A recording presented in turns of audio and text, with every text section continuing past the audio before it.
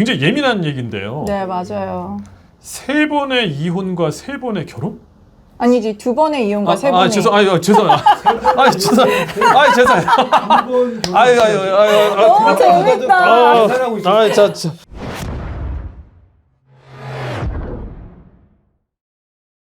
자, 안녕하십니까. 뵙게 돼서 반갑습니다. 저는 장문정이고요. 네, 저는 열린공감의 권영입니다. 네, 반갑습니다. 자, 오늘 우리의 초대 손님은 아주 특별한 손님을 모셨습니다. 사람은 살아가면서 자신의 삶에서 많은 것들을 이게 어떤 건 가식적으로 드러내고 네. 어떤 건 또 이렇게 숨기려고 하고 그렇죠. 포장하는 시대인데 네. 정말 진솔하게 자신의 삶을 담백하게 담아낸 작가님을 한 분 모셨어요. 네. 바로 최리나 작가이십니다. 반갑습니다. 네, 반갑습니다. 반갑습니다. 반갑습니다. 네, 아유 요즘 아주 핫한 우리 작가님이십니다. 네, 먼저 본인 소개를 하신다면요. 길게 하셔도 됩니다. 안녕하세요. 저는 마메스님과 그다음에 근로성장연구소라고 김필영 작가님과 함께 글쓰기와 기획출간 회사를 만들어서 많은 분들께 글 쓰는 방법과 그다음에 책을 내는 방법들을 알려드리고 있는 최리나 작가이고요. 그다음에 심리상담사이자 영어 교육자입니다. 네, 좋습니다. 네, 자 우리 최리나 작가님 굉장히 예민한 얘기인데요. 네, 맞아요. 3번의 이혼과 3번의 결혼? 아니지, 2번의 이혼과 3번의 죄송해요. 죄송해요. 너무 재밌다. 아니, 근데 너무 재밌어요. 제가 재밌어. 근래 실언 중에 가장 실언을 이걸 했네. 웃기려고 한 거 아닙니까? 장준영은 그냥 대놓고 안 웃기려고. 우리 남편 당황스럽겠다. 제가 저기 늙고 병 들어가지고 이제 살 날이 얼마 안 깜짝 놀랐습니다. 예, 저는 그냥 저 사람의 형태를 띈 바보예요. 그냥 그렇게 봐주세요. 예. 죄송합니다. 너무 재밌어요. 자, 다시 정정할게요. 아니 이거 심각한 얘기를 이렇게 해버렸네. 네네네. 근데 생각한 얘기인데 너무 웃기지 않아요, 지금? 순간 안 심각해졌습니다. 네. 자, 2번의 이혼과 3번의 결혼. 네. 네. 벌써 여기서도 다른 분들하고 좀 결이 다르죠? 결이 다른 삶을 사셨는데 근데 이런 얘기들이 사실 사람들은 자신의 이거를 잘 네거티브 해 보일 만한 것들은 잘 이렇게 외부로 안 노출하잖아요. 맞아요. 네. 근데도 굉장히 정직하신 거예요? 솔직하신 거예요? 아니면은 무모하신 거예요. 담대하신 거예요? 뭐예요? 사실 살아야 돼서 썼어요. 그냥 제가 생명을 부지해야 되는 마지막 방법이었어서 너무 절박해서 그냥 원래 책으로 뭐 출간해야지 이런 생각보다는 저희 교수님 그 상담심리 교수님께서 마지막 선생님한테 남은 방법은 하나다. 글쓰기를 하라고 하셨어요. 그냥 내 인생을 한번 다 적어봐야겠다가 됐어요. 그러니까 제 얘기 제가 적는 거니까 누굴 보여줄 생각 안 하니까 당연히 솔직히 적잖아요. 그래서 있는 그대로 여과 없이 적었는데 사실 이 편집 과정에서 정제가 됐죠. 너무 잔인하고 너무 더 심한 게 있어서 읽는 독자가 불편할까봐 나중에 책으로 나오게 될 땐 제가 많이 탈고 과정에서 정제를 시켰어요. 근데 일단 제가 글을 쓰고서는 살 수 있었어요.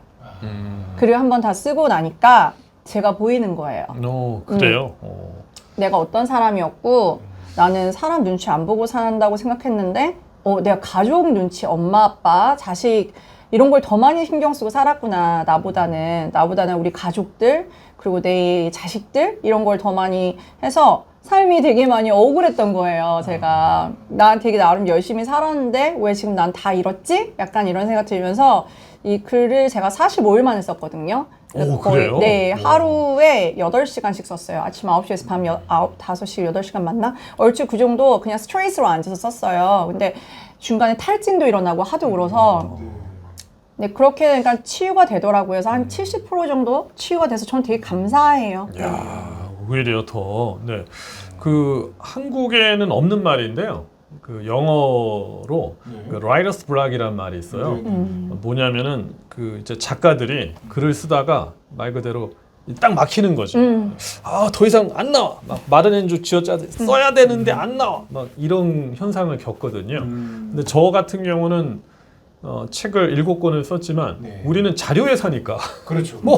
뭘 안 보여줄까 이 고민을 하는데 일반적으로 이제 에세이 작가님들은 그 이게 막히는 형상들이 많거든요. 근데 45일 만에 탁 끝냈다라는 거는 정말 이 가슴 속에 담고 있는 게 굉장히 많았다는 뜻으로 저는 보이는데요. 너무 정확하세요. 네, 정말 정확하세요. 그때 한 번도 너무 힘들었지만 살이 제가 5kg가 빠졌어요. 뭐 다이어트를 하거나 그런 게 아니라 그냥 45일 글 쓰고 나니까 살이 5kg가 빠져 있더라고요. 근데 마음이 되게 많이 힘들었던 건데 저한테는 가장 필요했던 시간이었던 것 같고 그렇게 한번 이렇게 글로써 토해내니까 제가 누군지 좀 다시 생각하게 되더라고요. 네. 한국에서 솔직히 이혼은 이게 약점으로 이게 많이 보잖아요. 미국만 해도 뭐 이혼하면 뭐 크게 뭐 생각 안 할 수 있는데 한국은 좀 이혼하면 뭔가 이렇게 암막 커튼을 쳐야 될 것 같고 그렇죠. 네. 좋은 글씨가 이런 생각들이 참 많죠. 네. 그렇게 보는 시각들이 있죠. 네.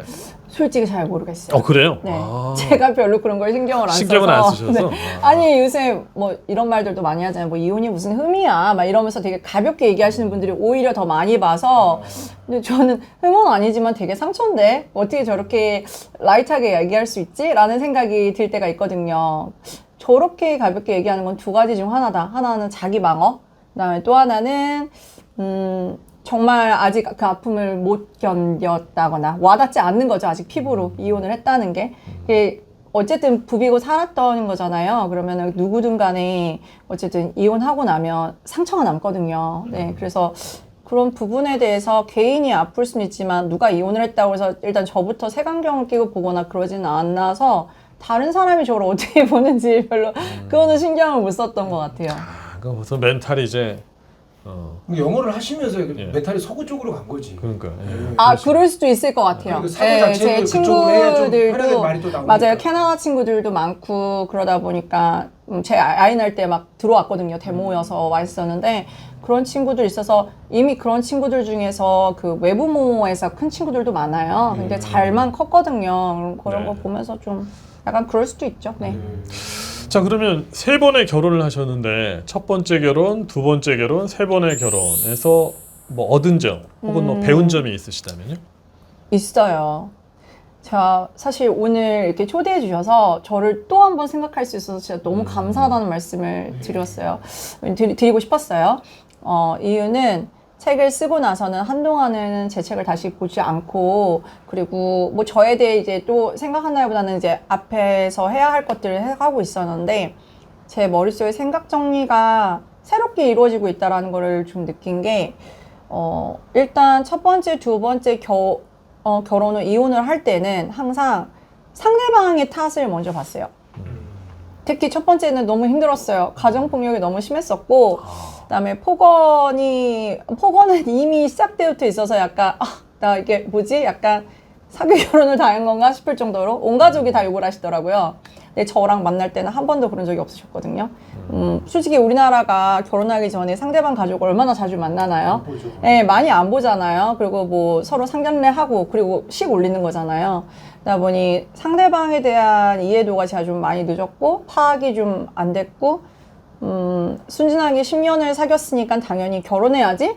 10년을 사귀었어요? 네, 첫 근데도 그걸 남자였어요. 몰랐군요. 첫 남자였고 10년을 사귀어서 당연히 결혼해야 되지 않을까? 뭐 때가 됐으니까 이렇게 생각을 하고 결혼해버린 거죠. 이제 그게 저는 제 인생에 좀 실수였다는 생각이 10년 들어요. 동안 그런 적이 없었는데 결혼하고서 나서부터 생긴 폭력적인 게 저한테 손을 댄 게 아니라 물건을 집어 던지다거나 이미 발로 있었네. 찬다거나 근데 저는 이제 그게 폭력이라고 생각을 못 한 거예요. 남자니까 욱하는 성질이 그냥 있나 보다. 그러니까 남자를 많이 몰랐던 거죠. 책에 그렇게 있더라고요. 뭐냐면 원래 남자들은 이런가 보다. 맞아요. 그 정도로 이제 몰랐던 거죠. 몰랐죠. 제가 여중여고 나오고. 네. 여중 여고 나오셨구나. 네, 여중여고 나왔어요. 저는 남중, 남고, 남대, 남회사 다녔거든요. 남대? 남대는 데도 있습니까? 남대도 공대 있었나요? 나왔습니다. 공대면 남대라고 전기공학과. 생각하실 수 있지. 그래서 제가 학부 전공 얘기를 안 해요. 마케팅 전문가인데 아. 전기공학과 나왔다 그러면 네, 아, 그래서 특히 아예 뭐, 얘기를 안 하죠. 그리고 첫 회사가 제조업이어가지고 네. 남자 직원. 남자분들 많으시죠. 자, 우리 체리나 작가님과 함께하고 있습니다. 네, 타이틀은 두 번의 이혼과 세 번의 결혼. 그러면 이제 여러 결혼을 하시면서 이런 배우자는 피해라. 걸러야 된다. 아. 이런 뭐 가이드나 팁 같은 게 뭐 혹시 생기셨을까요? 그거는 좀 명확해요. 그래요? 네, 굉장히 오. 명확해요. 네. 일단 만약에 이제 배우자를 나는 여자친구든 남자친구든 아니면 내 배우자를 사귄다 하면 저는 꼭 보시라는 게 그 사람의 언어요. 언어. 네. 언어는 너무 중요한 것 같고요. 그 언어는 사실 스스로 획득하는 게 아니라 주변 환경에 의해서 획득하는 거기 때문에 그 가정이 그 언어 안에 들어있다고 생각을 해요, 저는. 어머니, 아버지가 쓰는 용어 또는 부모님, 형제, 자매가 쓰는 용어 그런 게 다 집에서부터 몸에 배어서 밖으로 이렇게 나와서 왜 우리 안에서 새는 바가지 밖에서 샌다고 그러죠? 네, 그래서 상대방이 쓰는 언어, 심지어 비속어 이런 거 있잖아요. 욕은 뭐 당연히 걸러져야 너무 좋을 것 같고 그다음에 뭐 의미 없이 많이들 쓰시는 그런 비속어도 가급적 걸러지는 게 좋고 그런 걸 의식적으로 그리고 컨트롤을 조금 할 수 있는 그런 조금 격이 있으신 분이 좋은 배우자일 것 같고요. 그다음 직접적으로 폭력을 쓰지 않더라도 물건을 집어 던지는 사람은 언젠간 폭력을 쓰더라고요. 이게 저의 사례뿐만 아니라 제가 내담자분들을 상담을 해봐도 나와요. 네. 훈육의 방법에 폭력이나 말로 인한 언어 폭력은 제외가 되어야 하는 게 네, 맞는 것 같고요. 그래서 그런 분들은 일단 1차적으로 다 배제를 하시는 게 좋을 그렇죠. 것 같아요. 네, 네. 맞습니다. 네. 자, 우리 최리나 작가님과 함께하고 있습니다. 사실 이제 심리를 상담한 심리 상담 쪽이시기 때문에 그쪽으로도 좀 이야기를 들어보고 싶었는데 네. 우선은 살아온 인생에 대한 에세이를 좀 말씀을 나눠봤는데요. 자, 그러면 이제 전공적으로 살짝 이렇게 방향을 틀어가지고 네. 아동이든 성인이든 이제 심리 상담을 하시잖아요. 네. 참 이게 이렇게 다양한 사람들의 심리를 이렇게 들어볼 텐데 뭐 떠오르는 케이스 또는 에피소드 혹시 뭐 이런 게 있으시다면요? 사전 질문이 아니었어요? 네, 맞아요. 사전 질문이 아니었는데 떠오르는 게 있긴 해요. 한 분이 저한테 상담을 요청하셨어요. 남편분이 바람을 피셨어요. 아이고. 외국으로 가셨어요. 근데 거기에 그 외국에 딴 여자와 있는 거예요, 이미. 알고 계세요. 근데 자녀들한테 말하지 않고 혼자 속을 썩고 계셨더라고요. 그랬더니 이제 교회를 가서 기도를 하신다고 하셨어요. 거기까지는 좋아요. 근데 남편의 외도가 아무래도 본인에게 있는 것 같다면서 자기를 약간 탓하면서 뭔가 굉장히 외적인 거에 신경을 많이 쓰셨어요. 또 일단 돈 많이 벌려고 되게 노력하셨고 그리고 운동도 되게 많이 하셔서 외적으로도 많이 가꾸셨고 근데 중요한 거는 그 외도에서 그 여자분과 1년 넘게 사신 걸로 알고 있었거든요. 그래서 혼자 엄청 많이 이제 우시고 힘들어 하셨던 분이 자녀들한테는 말을 안 하셨어요. 근데 자녀의 나이를 들어보니 엄마가 말을 안 해도 알 수 있는 나이들이었어요. 나이들이 컸어요. 그러니까 일단 엄마가 뒤에서 몰래 눈물을 훔치는 것조차도 분위기로 알았을 거예요. 엄마의 얼굴 표정만 봐도 읽을 수 있는 나이들이기 때문에 아마 알 거다. 그냥 솔직히 얘기하시고 솔직히 부부간에도 성경에도 외도는 안 되는 거거든요. 그래서 한 번 그런 사람은 2번, 3번 할 수 있으니 여기 같은 경우는 제가 마음의 정리를 그냥 차라리 권해드리고 그리고 지금 자녀들도 다 크고 하시니 잘 지내시다가 또 좋은 분을 만나면 좋겠다라고 했고 아니면 아빠 면접은 자유롭게 하면 된다라고 했는데 결론은 그 여자분이 돈도 많이 버시고 월 500 이상 버시고 그리고 몸매가 되게 날씬해지고 하니까 그거를 이제 보신 거예요. SNS에서 남편분이 돌아오신 거예요. 근데 외모를 저는 보고 돌아온 건가? 근데 저는 그게 그렇게 네. 좋아 보이진 않더라고요. 네. 아까 말한 그거거든요. 그럼 그렇다면 이분이 다시 이 조건을 잃어버렸을 때 그분께서는 옆에 계실 것인가? 그래서 계실 수도 있고 아닐 수도 있는데 그게 계실 수 있는 진짜 사랑 알고 보니 정말 우리 와이프밖에 없어 하는 그런 걸로 마지막으로 귀결되었으면 하는 바람이에요. 근데 그런 게 상당히 되게 많고요. 아이 때문에 쇼윈드법으로 살죠 뭐. 되게 편하게 얘기하세요. 그걸 정말 아무렇지도 않게. 신도시에 되게 많아요. 그래서 저희는 사실 쇼윈드법으로 살아요. 이런 되게 많으시거든요. 그러면요, 일단 분위기가 어두우세요. 그리고 알게 모르게 아이들한테 짜증을 많이 내세요. 왜? 아빠랑 닮은 모습이 보일 때. 엄마랑 닮은 모습이 보일 때. 이런 것들이 있거든요. 그게 이제 아이들한테 다 가는 거라서. 그럼 평상시에도 많이 혼나는 것 같은데. 그러니까 저 닮은 모습은. 네. 그 사이가 좋을 때는 아유 그러니까. 말 나오잖아. 어제 엄마 닮아가지고 뭐 이런 공부 얘기. 못할 때는 아, 주로 제가 예. 닮았습니다. 공부 잘할 땐 본인 책임이고 본인 그거고. 네. 그렇죠. 사이 좋을 때는 우스갯소리로 할 수도 있지만 사실 그게 아니면 그 말 한마디 한마디가 무심코 나오는 게 아이들한테는 다 들어가거든요. 그래서 그 애들이 아는 나이라고 인지하고 있을 수 있는 나이가 대충 6살, 5살이면 알아요. 정말요? 네, 4살도 눈치챌 수 있을걸요. 분위기로. 기억을 못할 뿐이지 이미 뭔가 좀 느낌이 다르다. 공기가 다르다. 집안의 공기가 다르다. 예를 들어 엄마 아빠가 외출을 하는데 서로 어디 갈까가 물어보는 게 아니라 애를 향해 다 물어봐. 어디 가고 싶니? 갑자기 나에게 다 집중이 쏟아져. 네, 아이들은 굉장히 민감합니다. 그래서 아이들이 모를 거라고 생각 안 하셨으면 좋겠어요. 네, 네. 그렇군요. 네. 네. 자, 참 이게 그렇습니다. 예. 나는 왜 남의 눈치만 보고 살았을까? 체리나 눈치 작가님. 보고 하십니까? 저요. 집에서? 저는 눈치 많이 봅니다. 네, 그러면 괜찮습니다. 네. 자, 여기 저는 마지막에 이 문구가 참 좋네요. 뭐냐면 그래도 봄이라는 표현인데 마지막 챕터에 네. 예, 그래도 이제 다시 봄 찬란하게 빛날 봄을 꿈꾸다. 아유 참 여전히 이제 희망적인 메시지로 끝 마무리를 하셨습니다. 네, 여전히 희망을 더 꿈꾸고 계시죠? 네. 네. 지금은 사실 훨씬 좋아졌어요. 그래요? 네. 제가 최근에 브런치에 글을 하나 썼거든요. 네. 요새 보면 책에 괜찮다라는 책이 되게 많아요. 이래도 괜찮아, 저래도 괜찮아, 너라서 괜찮아, 있는 그대로 괜찮아, 막 괜찮아가 되게 많은데 어느 순간 왜 자꾸 괜찮다고 하지라는 생각이 드는 거예요. 우리가 좀 괜찮지 않음을 인정하면 안 되나? 라는 생각이 드는 거죠. 그래서 뭔가 내가 그냥 괜찮지 않은 거면 왜 괜찮지 않은지에 대해서 좀 파고 들어가서 나를 좀 바라보고 나를 좀 도닥여 준다면 그게 진짜 어떤 그냥 괜찮음에 대한 어떤 여러 가지 글을 해서 막 일시적으로 뭔가 내가 예방접종 맞듯 그렇게 되는 것보다는 정말 괜찮아질 수 있는 길이 아닌가라는 생각이 들거든요. 저는 이게 얘기를 쭉 들으면서 결론적으로 어떤 생각이 들었냐면요. 책을 보면 첫 시작에 3살 때 분유통에 얼굴을 확 베이셔가지고 아주 큰 흉터를 평생 지고 사셨는데 이게 방송하는 사람들은 카메라 프로필에 서면 왼쪽이 잘 봤는지 오른쪽이 잘 맞아요. 봤는지 다 알아요. 그래서 특정 이 자세를 취하거든요. 본능적으로. 근데 제가 옆에서만 봬도 지금 메이크업을 하셔도 맞아요. 이 보여요. 흉터 자국이 네. 보여요. 이 눈 나쁜 제가 봐도. 근데 아까 제가 얘기를 했을 때 이쪽인가요? 이쪽인가요? 하시는 걸 보면 그만큼 신경을 안 쓰고 사신다는 거. 야, 이거는 고수지 뭐. 초월하신 거지. 저는 뭐 그런 거를 많이 느꼈습니다. 자, 감사합니다. 이렇게 또 오늘 새로운 특별한 게스트를 모셨습니다. 최리나 작가님이셨고요. 이 방송을 보고 계시는 시청자들에게 끝인사 또는 뭐 본인만의 소감이나 전달하고 싶은 메시지가 있으시다면요?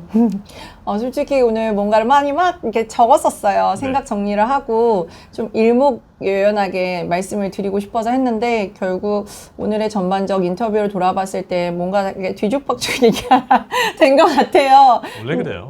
네, 맞아요. 근데 되게 재밌었고 그다음에 너무 따뜻하고 편안하게 맞이해 주셔서 되게 감사드리고요. 결혼은 그냥 또 하나의 관계인 것 같아요. 물론 굉장히 중요한 관계죠. 우리의 일생 일대를 좌우할 수도 있을 만큼 굉장히 딥한 관계인데 그렇다면 조금 더 상대방의 입장도 생각하고 어떤 문제가 벌어졌을 때 상대방만 탓하는 게 아니라 이 문제가 일어나기까지 나한테는 무엇이 없었나라는 걸 한 번만 좀 돌아보신다면 여러분이 기왕 하신 결혼 생활을 행복하게 하실 수 있지 않을까. 저는 어리석어서요. 이거를 2번이나 이혼하고 알았지 뭐예요. 그래서 책이 구성이 굉장히 재밌을 거예요. 그런 아이디어는 또 잘 짜거든요. 그래서 심심하지 않게, 어렵지 않게 관계에 대해서 읽으실 수 있는 책도 나오게 될 것이고요. 그리고 저희 남편과 저의 실화인 그는 단순히 13살 어린 연하남이 아니어도 내년에 나옵니다. 그래서 마음이 많이 힘드시거나 그럴 때는 꼭 전문가를 찾아가시고요. 그다음에 글쓰기도 너무 좋은 방법이니까 네이버에서 근로성장연구소를 쳐주시면 저와 김필영 작가님이 적극적으로 도와드리겠습니다. 네, 아이고 좋습니다.